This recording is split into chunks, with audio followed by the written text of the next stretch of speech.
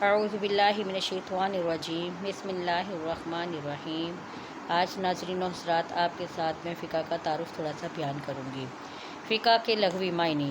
فقہ کے لغوی معنی ہے کسی چیز کو کھولنا اور واضح کرنا، اور فقیہ اس عالم دین کو کہتے ہیں جو ان حقیقتوں کو جانے جو پیچیدہ ہوں۔ اصطلاحی معنی۔ فقہ کے احکام جن کا تعلق شریعت کے اصلی احکام سے ہو یا فروعی احکام سے ہو، انہیں تفصیلی دلائل سے جاننے کا نام فقہ ہے۔ اصلی احکام وہ احکام جن کا تعلق اعتقاد عقیدے سے ہو۔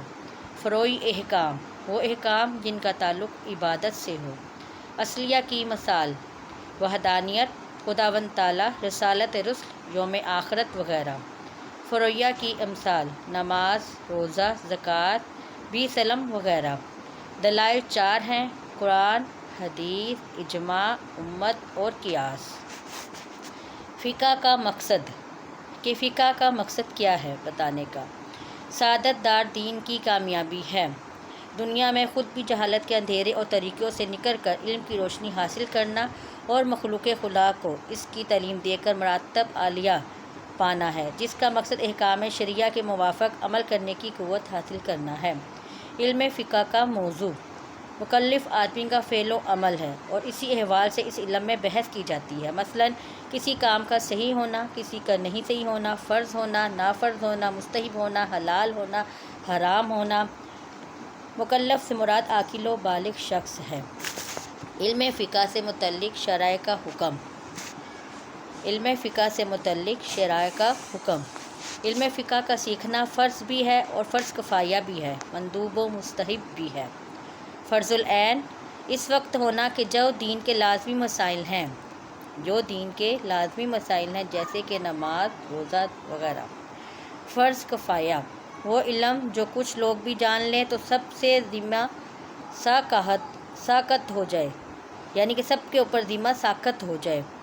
فقہ کی جمیع مسائل کا جاننا، یعنی کہ بہت زیادہ اہم جو مسائل ہیں ان کا جاننا۔ مندوب مستحب زکوٰۃ اور نکاح کے مسائل کا جاننا۔ زکوٰۃ اور نکاح کے مسائل کا جاننا۔ آج میں نے آپ کے سامنے فقہ کی تھوڑی سی کلاس بیان کی ہے۔ امید کرتی ہوں کہ آپ کو پسند آئے گی۔ کوئی بھی بات آپ نے پوچھنی ہو تو آپ مجھے سبسکرائب کریں، شیئر کریں، لائک کریں۔ جتنا زیادہ آپ مجھے سبسکرائب کریں گے، شیئر کریں گے، لائک کریں گے، کمنٹس کریں گے، اتنا ہی زیادہ میں آپ تک اپنی معلومات پہنچا سکتی ہوں۔ نیکسٹ ٹائم انشاء اللہ ہم صورت کے ساتھ ساتھ فقہ کا بھی تھوڑا سا انٹروڈکشن اور مزید معلومات ساتھ ساتھ ہم لیتے رہیں گے۔ وآخر دعوانا الحمدللہ رب العالمین۔ دعا میں یاد رکھیے گا۔ علم فقہ سے متعلق شرائع کا حکم۔ علم فقہ کا سیکھنا فرض بھی ہے اور فرض کفایہ بھی ہے، مندوب و مستحب بھی ہے۔ فرض العین اس وقت ہوتا ہے جو دین کے لازمی مسائل ہیں، جیسے نماز اور روزہ وغیرہ۔ فرض کفایہ وہ علم جو کچھ لوگ بھی جان لیں تو سب سے ذمہ ساقط ہو جائے، فقہ کی جمیع مسائل کا جاننا۔ مندوب مستحب زکوٰۃ اور نکاح کے مسائل کا جاننا۔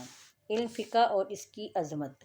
قرآن پاک میں ارشاد فرمایا ہے کہ وَمَن یُؤْتَ الْحِکْمَةَ فَقَدْ أُوتِیَ خَیْرًا کَثِیرًا۔ ترجمہ: جس کو علم فقہ دیا گیا اس کو خیر کثیر کر دی گئی۔ اس آیت میں علم فقہ کی اہمیت کا بیان کیا جا رہا ہے۔ جس کو علم فقہ دیا گیا ہے اس کو بہت بڑی عطا کر دی گئی، کیونکہ اصل کامیابی دین کی کامیابی ہے جو کہ صرف علم فقہ سے ہی ممکن ہے۔ حضور اکرم صلی اللہ علیہ وآلہ وسلم نے فرمایا وَمَن يُرِدِ اللَّهُ بِهِ خَيْرًا يَفْقَهْهُ فِي دِینِ الدین۔ ترجمہ: حق تعالیٰ جس بندے سے بھلائی کا ارادہ کرتا ہے اسے دین کی فقاہت اور صحیح سمجھداری عطا کر دیتا ہے۔ ایک اور جگہ فرمایا فقیہ واحدہ اشد علی الشیطان من الف عابد۔ ترجمہ: ایک فقیہ شیطان پر ہزار عابدوں سے بھاری ہے، کیونکہ عابد کے زہد و تقویٰ سے خود اس کی ذات کو فائدہ پہنچتا ہے۔ فقہ حلال و حرام اور دیگر مسائل کی تعلیم سے ہزاروں کو فائدہ پہنچاتا ہے۔ نیز عابد کی عبادت بلا بصیرت ہوتی ہے، اس لیے شیطان کے لیے یہ بہت آسان ہوتا ہے کہ وہ اس کی گمراہی کے گڑھے میں دھکیل دے اور شکوک و شبہات کے جال میں پھنسا دے، مگر فقہیہ مسائل جاننے کی وجہ سے اکثر اوقات گمراہی سے بچ جاتا ہے۔ امام فرماتے ہیں علمان علم الفکر دیانی و علم الطلب الابدانی وما وراء ذالک بلغت بجلس۔ ترجمہ: علم کی تو بس دو قسمیں ہیں، ایک علم فقہ جس کے بغیر دین کے احکام سے ناواقفیت رہ جاتی ہے، اور دوسرا علم طب جس سے صحت انسانی تعمیر ہو جاتی ہے۔ وآخر دعوانا الحمدللہ رب العالمین۔ اگر آپ کو میری ویڈیو اچھی لگی ہو تو لائک کریں، سبسکرائب کریں، شیئر کریں۔